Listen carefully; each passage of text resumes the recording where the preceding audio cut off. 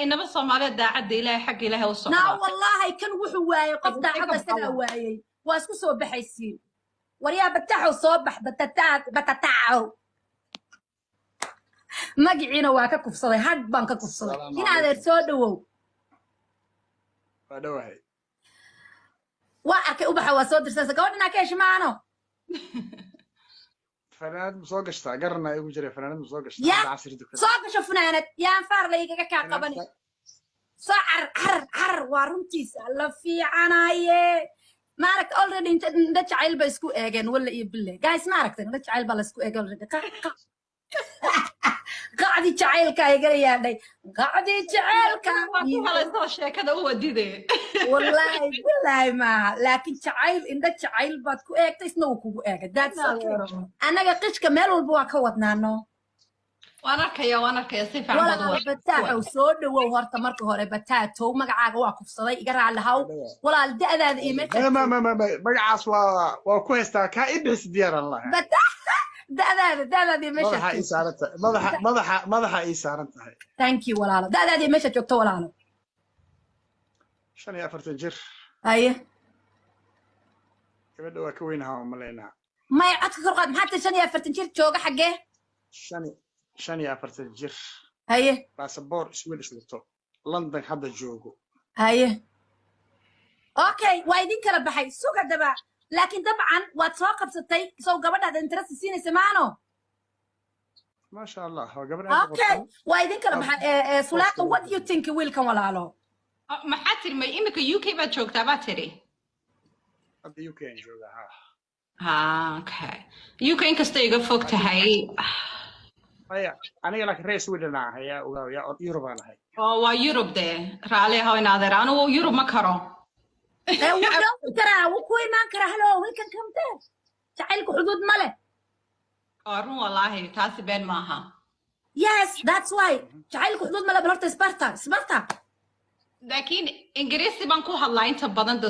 سو سكودة يا isku dhex dar anaa idin turjumaya ingiriiskana in yar baan ila ingiriis yaa british baan ahay waa isku dhex dar إنجليز ما قال أنا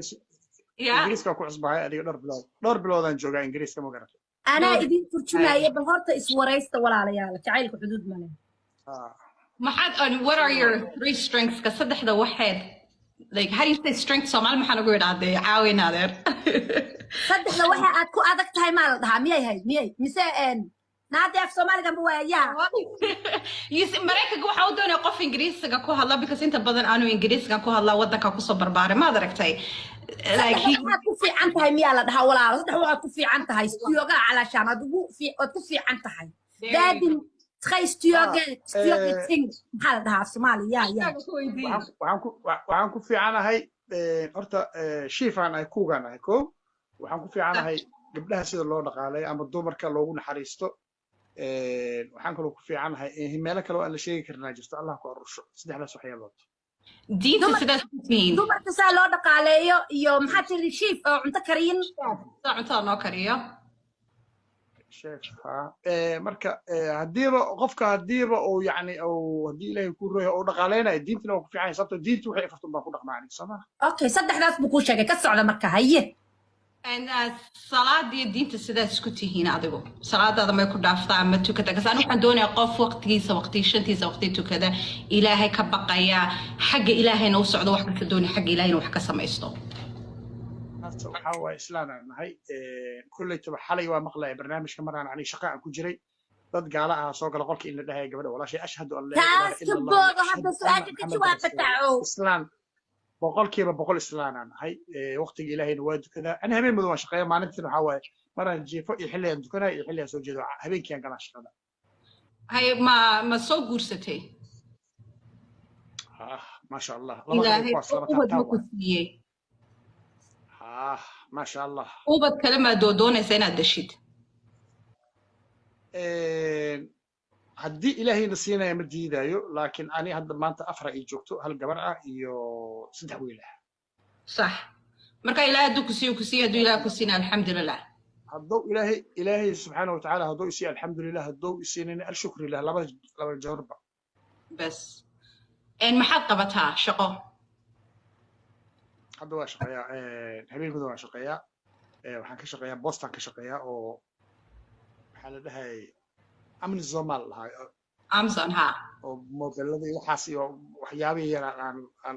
iskaan garaynaa waa habeenaa dadka u kala dirnaa laakiin ani meel waxaan joogaa meesha laga diray xaruntaan joogaa okay way ani ma hadii haysa su'aal ma haysa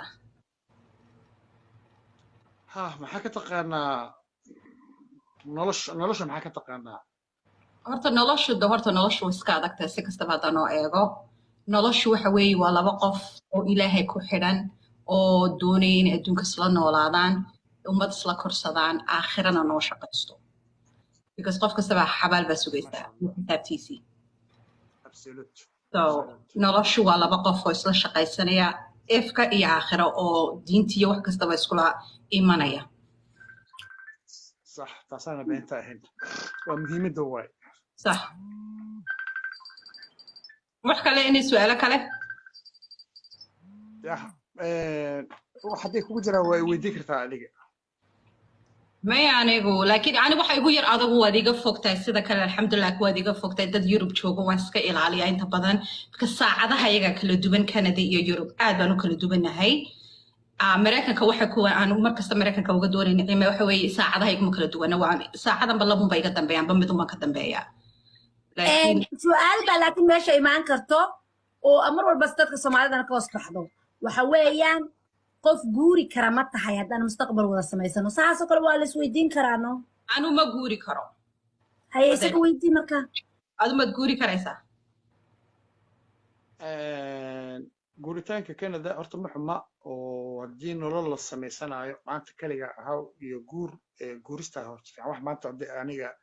iga daba ordaya malaha way maqlaysaa walaena صح yes sorry guuritaanka aan guurayo xagga wax ma ka helaa waa aniga deganaansho iyo wax ma ka helaa waa su'aashu aan ku weydiinayo waa qofka markaad guurayso imaasho waa imaan karaa ani passport weyn wataa waa kaasa been ku sheegayo